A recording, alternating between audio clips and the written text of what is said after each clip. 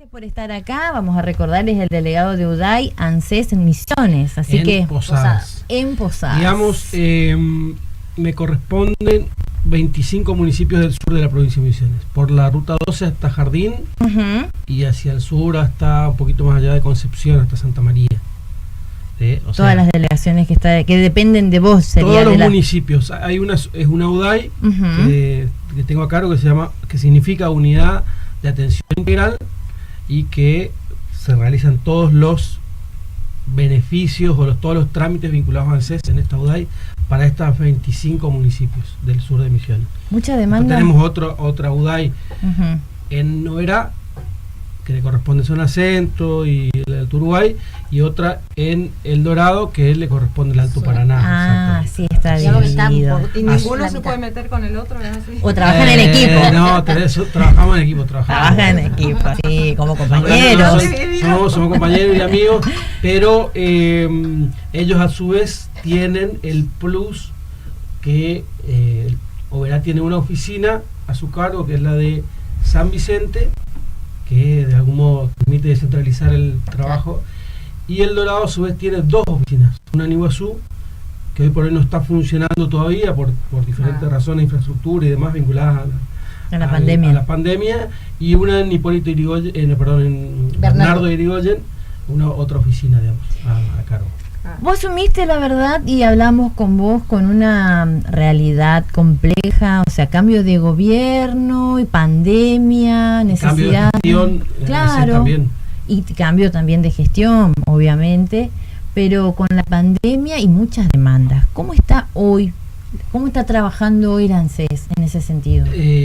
Asumimos con primero 2 meses cerrados, por lo tanto pendiente, muchísimos trámites pendientes, porque fue abrupto el cierre, entonces había muchas cosas que quedaron colgadas, trámites a medio hacerse, mucha documentación dando vuelta, pero además 2 meses cerrado, lo que significa mujeres que se embarazadas, digamos, en ese tránsito, personas que de algún modo fueron desempleados previos a la pandemia, pero que tenían que acercar su documentación para el cobro del desempleo, los chiquitos de la escuela con las libretas, y bueno, básicamente eso vinculado a, y después los trámites habituales, las personas que llegan a edad jubilatoria o de la edad en condiciones de pensionarse.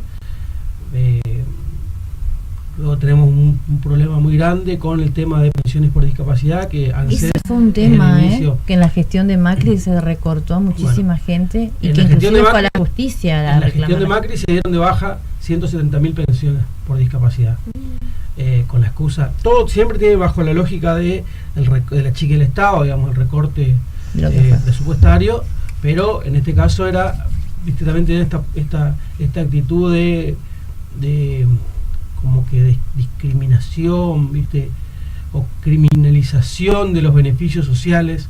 Entonces, con la idea y la excusa de que eran pensiones truchas, de que podían trabajar, de que un montón de cuestiones, incluso llegó a decir el jefe de la Agencia Nacional de Discapacidad en ese momento que, fíjate vos, que las personas con síndrome de Down podían trabajar.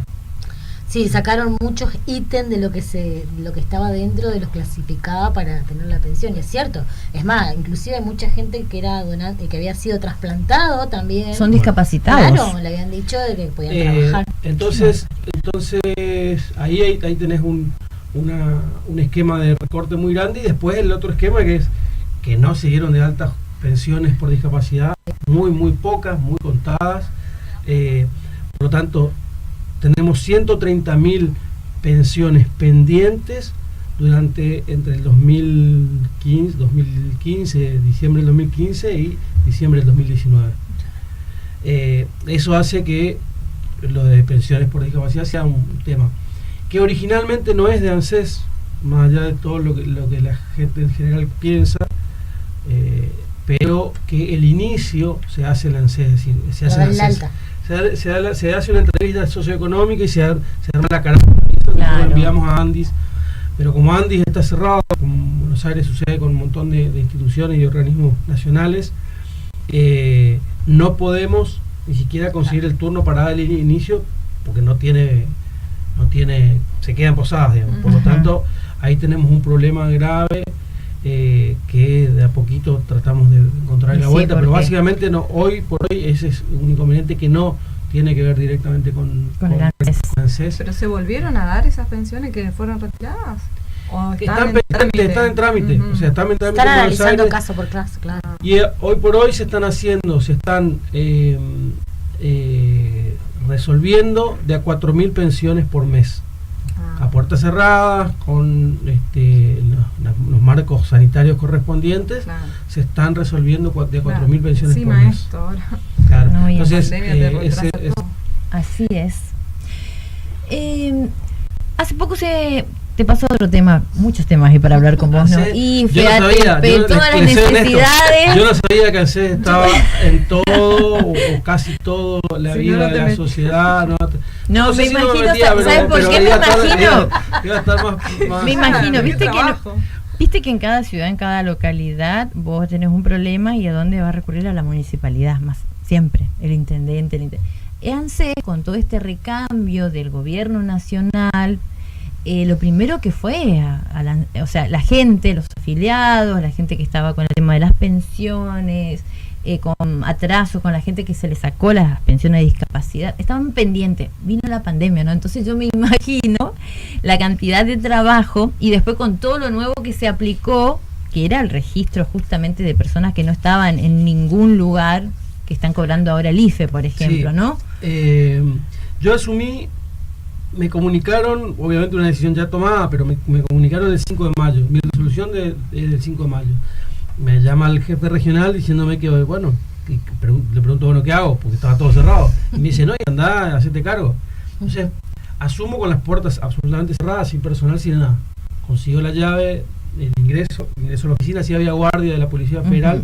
Tardó mucho también la designación en un lugar tan sensible, como en muchos lugares. Bueno, eso te decía que por ahí no quedó claro cuando te dije, no solamente un cambio de gobierno, sino también un cambio de gestión, porque recordemos que al comienzo de la pandemia el director ejecutivo era Banoli, y en el medio de algunas desavenencias, digamos, asume Fernanda Raberta, quien es hoy la directora ejecutiva, y que le da una impronta y ahí empieza a designar también diferente, y se empieza a designar, pero y a avanzar en un montón de sentidos. Pero digo, cuando el 6 de mayo, cuando asumo, se van acercando algunos medios, y se me acerca un medio puntualmente radial, telefónicamente en realidad, y me dice, ¿cómo puede ser al aire? Me dice el periodista, ¿cómo puede ser? ANSES siempre lo mismo, fíjate, 7 cuadras de colas en el correo. Y digo, mirá, dos cosas, acabo de asumir, y acabo de asumir en ANSES, ¿no? Y acabo de asumir en ANSES, no en correo. ¿Sí? Claro. Pero ahí me di cuenta que en realidad hay una cosa generalizada de que la responsabilidad de ANSES. O sea, siempre pasa fijarte eso. Te va al banco, y si el banco no tiene una respuesta, no tiene buen humor el cajero, o no tiene predisposición, andanse a quejarte. Sí. El correo, lo mismo. Por eso te decía, y te daba ejemplo, como todos los problemas siempre entonces, van a ser por el intendente. Y en el medio, y pasa eso en el municipio, exactamente. Sí, o sea, ¿viste? ¿Quién es el canal y el vehículo para las soluciones en los municipios? Y el intendente, la municipalidad. Fue lo mismo cuando se habilitaron los pagos a la jubilación en los bancos. Bueno, ¿quién tenía la culpa? ANSES, pero no el Banco Central. Claro. Responsable, controlar y bajar la directiva. Bajar la directiva, dar instrucciones, era el Banco Central, y eventualmente cada banco hace cargo del universo de beneficiarios, o del universo de clientes que tiene. Pero no, de hecho, a ANSES le costó un director ejecutivo. Por decir Fíjate algo cómo se trata también de reinstalar, o sea, en ese tiempo cuando recién se estaba haciendo el registro, había que registrar a casi 9 millones de personas que no tenían no estaban en ningún sistema. Es un caso muy y fue un trabajo muy intenso que se habrá hecho, ¿no? Porque tiene que ver con eso. Originalmente, cuando se empezó a hablar de el ingreso familiar de emergencia, todavía no tenía ni siquiera nombre, se hablaba de alrededor de 3 millones y medio de personas. ¿Sí? Eso fue terminó siendo la inscripción terminó siendo más de 1 millón de personas. ¿Sí? Bueno, no importa, igual no van a ser mucho más que 3 millones y medio, el sistema va a depurarlo y no va a ser más. Y terminaron siendo casi 9 millones de personas, creo que decís. De 3 millones y medio a 9 millones, o sea, casi 3 veces, es lo que de algún modo el IFE permitió blanquear, digamos, esa gente que había. Registrar. Pongámosle un término macrista, claro. Sincerar un sector muy grande de la sociedad que estaba en esa situación de vulnerabilidad, o no tenía trabajo formal, o monotributista OE, o empleada doméstica en blanco, y que no tenía obviamente ningún beneficio, jubilación, pensional. De 3 millones y medio, hay 5 millones y medio de personas que no estaban considerados de ese modo por el Estado Nacional, ¿sí? Por eso yo siempre digo mucho a lo que fue los 90, Pichi, porque en los 90 recuerdo nuestra generación con título hermano salías y no tenías trabajo, hasta que recién en el 2003 empezó a haber un nuevo gobierno donde todos, hasta los municipios, se empezaron a reactivar y podían tener más gente, el privado como el público. Pero en los 90 eso estaba, o sea, y nuestra generación no tuvo IFE, ¿viste? Sí. No, o sea, qué bueno estos jóvenes que no tenían trabajo, que hubo un gobierno que los miró, o sea, los jóvenes, no tan jóvenes, que no estaban registrados, porque también en la época de Macri andar registrado te va a sorprender, más allá de que tenemos la Argentina una población muy joven, te va a sorprender la cantidad de personas mayores, porque hasta 65 años. Sí, me imagino, porque más ahora con la situación. Lo que pasa que pasa los 35, 32, 33 años, le cuesta conseguir, porque no te piden más de 32 años. Sí, la crisis, digamos, sanitaria y la crisis económica que conlleva la pandemia hizo que, además, esos sectores se vean mucho más vulnerables aún, digamos. Entonces, claro. El IFE, yo digo y dije en el primer momento, cuando fui percibiendo todas las aristas, digamos, una vez ingresado a la gestión de lo que significaba el IFE, y siempre lo conversamos, Mariela, que te iba pasando la información siempre de los números. Siempre le pido para ver los datos, ¿viste? Los números, por ejemplo, en la provincia de Misiones, el impacto en la economía doméstica, en el mercado interno, tiene que ver primero, obviamente, una filosofía y una ideología política concreta, peronista, pero fundamentalmente el IFE nos sitúa, digamos, en una posición concreta frente al mundo, frente a la postura de un Estado en el mundo. Era inédita. Después, de hecho, lo copiaron muchos de los países, incluso con posiciones más liberales o más neoliberales, el mismo Estados Unidos, Chile. Oye, fíjate, escuché el otro día al diputado Huelbach con respecto al tema de Paraguay, que es nuestro país hermano, que convivimos, pero que están queriendo que se abra la frontera porque la gente está mal. Pobre pueblo, ¿no? Pero que le reclamen, como decían, a sus representantes que implemente como implementó el presidente acá con un ingreso familiar de emergencia. En Paraguay no hay. No hablemos de otro lado más lejano, acá enfrente, digo, ¿viste? Que no están endeudados como nos dejaron a nosotros. Y bueno, y en todo ese proceso, pandemia, bueno, dar respuesta a través del IFE, y otra herramienta importante fue la ATP, digamos, porque se daba una protección, de algún modo se da una protección, porque sigue vigente la ATP, a la pequeña y mediana empresa, el pequeño y mediano empresario, particularmente al empleado de esa pequeña y mediana empresa. También en la provincia de Misiones tiene un impacto muy grande. Estamos hablando de 3.900 empresas. Tengo acá los datos oficiales. Estamos hablando casi de 500 millones de pesos que ingresan mensualmente y queda en la provincia. O sea, no se va a Brasil, ni a Paraguay, ni a otra, quedan en la provincia. Y en el IFE casi 300.000. En el IFE son 300.000 beneficiarios, lo que da un monto de 3.000 millones por cada uno de los, o sea, 9.000 en total, digamos, en los tres. Por un lado, viste que qué bueno, vos decís, qué bueno que se sostenga y se ayuda a 300.000 misioneros, pero queda en evidencia que cómo falta trabajo en la provincia, ¿no? 300.000 desempleados o no registrados. Esos son efectos, claros efectos de la potencia del liberalismo y cómo arrasa con los puestos de trabajo, arrasa con con los derechos de los jóvenes. ¿Por qué? Porque no solamente se destruyeron las pensiones por discapacidad, por dar un ejemplo, también se destruyeron las jubilaciones y no se prolongó la moratoria y se inventó la pensión universal de adulto mayor, que en realidad lo que se hizo es sacarle un derecho al adulto mayor, que como la jubilación, que es sucedible, a su vez le queda a su familia, que además le permite tener una obra social, sino fundamentalmente se les tiró 5 años a la mujer, se les tiró 5 años la edad jubilatoria, entre comillas, porque tampoco, como no es una jubilación, y por lo tanto se achica todo ese universo. Eso es esa filosofía neoliberal. Y entonces sucede con el progresar. El progresar, se pusieron un montón de otras condiciones para académicos y demás, y el universo progresar se achicó enormemente, cuando lo que se pretendía es que todas las personas, todos los chicos y chicas en edad escolar tuvieran ese complemento para poder estudiar tus apuntes, lo que sea. Sí. Me remito. Sí, y lo destacable, la gente, la cantidad de proyectos que hizo a través de este dinero también. Sí, a ver, el tema de despensa, verdulería, todo lo que ese es otro efecto también por ahí. Eso es dar trabajo también. Sí, por ahí de colores muy llamativos, muchas habían. Yo vi diferentes cosas, diferentes proyectos, diferentes tipos de proyectos. Sí.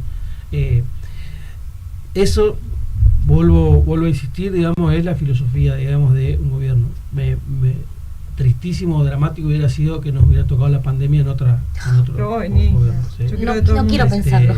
La verdad que no. Digo, me parece, en mi suerte, por suerte, no solamente por suerte, por acción del gobierno y el respeto de la sociedad misionera, el cuidado de la sociedad misionera, tenemos una situación sanitaria de las mejores en el país, pero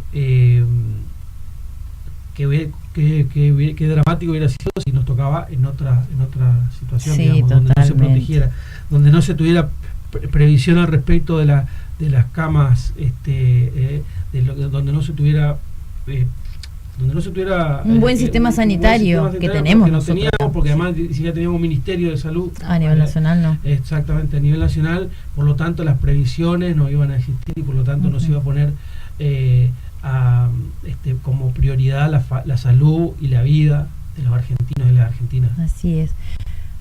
Hace poco se entregaron, contanos un poco cómo es el tema de las casas Procrear, con el programa Procrear. ¿Se entregaron 5 por días? Vengo de Itambé, Iguazú.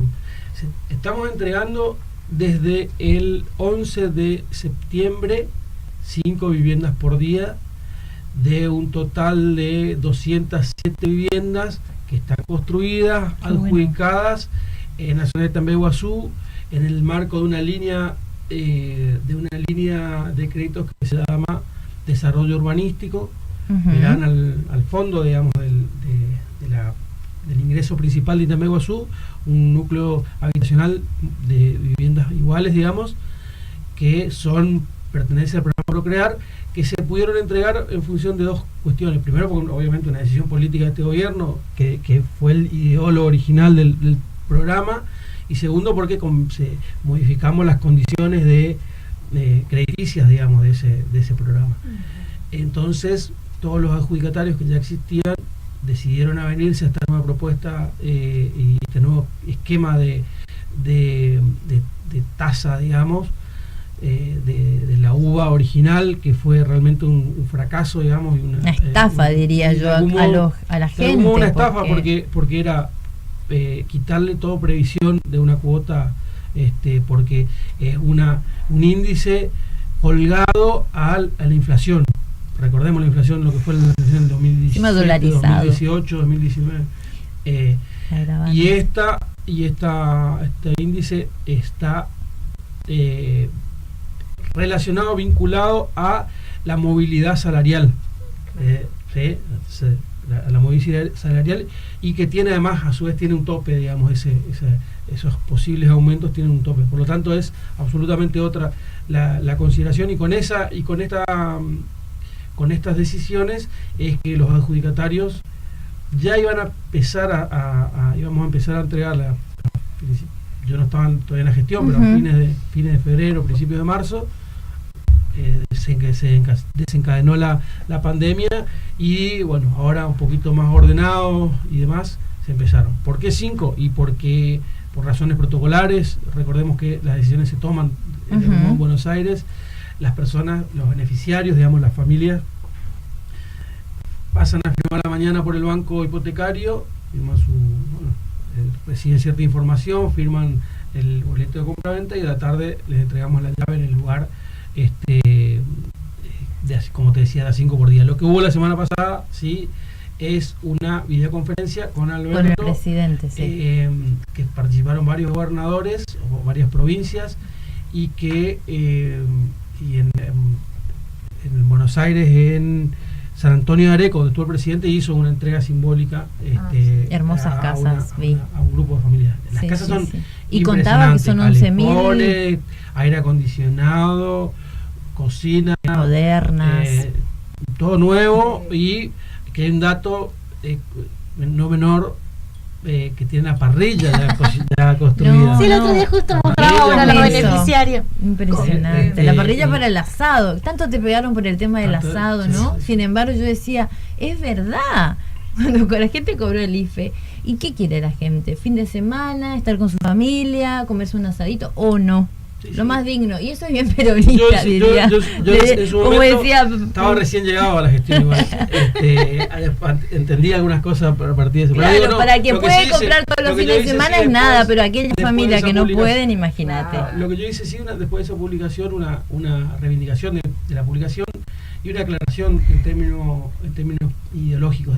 Digo, el que se ofenda porque alguien que cobró un beneficio en el marco de una pandemia, con toda la tristeza que significa no poder ver a su familia, no poder estar en la calle, no poder estar disfrutando, no poder laburar, y que se compre una tira de asado y se haga un domingo en su casa, me parece que no es un problema mío. Y además, fundamentalmente, porque el peronismo esencialmente se trata respecto de la felicidad del pueblo, por lo tanto hice una reivindicación de esa publicación, pero también sí tuve cierta consideración de que no era un momento para tener posturas, porque tampoco quise ser gracioso, pero digo, estamos pasando... Y tampoco era demagógico, yo no lo entendí por eso, al contrario, por la felicidad del pueblo. Yo lo entendí así, pero cada uno por ahí interpretó de otra manera, ¿no? Y bueno, igual, como digo, no le veo absolutamente nada de malo, todo lo contrario. Aquel que se escandalizó, me parece que tiene el problema es otro, digamos. Se escandalizó, el problema es otro, digamos. Pero bueno, volviendo al tema progresar, 25 viviendas por día de acá hasta el 27 de octubre. En ese lugar hay 700 viviendas construidas, o sea, se entregan 200 y pico, 207 ahora. Y continúan las obras. Y se habilita una nueva línea de crédito. Ahora están habilitadas 2 líneas crediticias hipotecarias, una de hasta 1,5 millones para la construcción en una vivienda ya existente, personas que viven con sus padres y que quieren hacer en un lugar que con acceso independiente puedan construirse un departamentito, tengan una construcción actualmente y que quieran terminarla o hacer una ampliación. ¿Dónde puede dirigirse la gente que esté interesada? Argentina.gov.ar. Se escriben oficialmente hay varias ventanitas, obviamente. Procrear sería. Y esta es Procrear. Perfecto. Aparecen el total de las líneas. Hay 2 que ya fueron abiertas y cerradas y efectivizadas, monetizadas, que las personas ya cobraron, que fue a fines de agosto. El sorteo, cobraron eran préstamos personales para refacciones de determinadas características que llegaban a un monto de entre 50.000 y 500.000 pesos. Eran 2 líneas ahí, y ahora hay 2, una de hasta 1,5 millones con estas características y otra de hasta 3,5 millones que es para la construcción de una vivienda en una propiedad, vale la redundancia, propia, previa, con título de propiedad previo al 4 de agosto. Buenísimo, entonces. En algún momento se va a abrir la línea que se llama Desarrollo Urbanístico, y ahí todos los que se inscriban van a poder concursar de algún modo por para el ser resto de las adjudicados. 500, para ser adjudicados el resto de las 500 que ya están ahí, y seguramente van a continuar se va a empezar la construcción ahí o en otros lugares, seguramente también en el interior de Misiones se van a habilitar desarrollos turísticos, desarrollos urbanísticos. Buenísimo, entonces. Muchísimas gracias por haber venido a Más Voces. Gracias a ustedes. Les sacamos toda la información posible. Llegamos aquí con mucha información muy interesante para la gente. Procrear, IFE, ATP, bueno, el Progresar, pensiones por discapacidad, entre otros. Gracias por haber venido a Más Voces. Gracias, Mariela. Hasta pronto.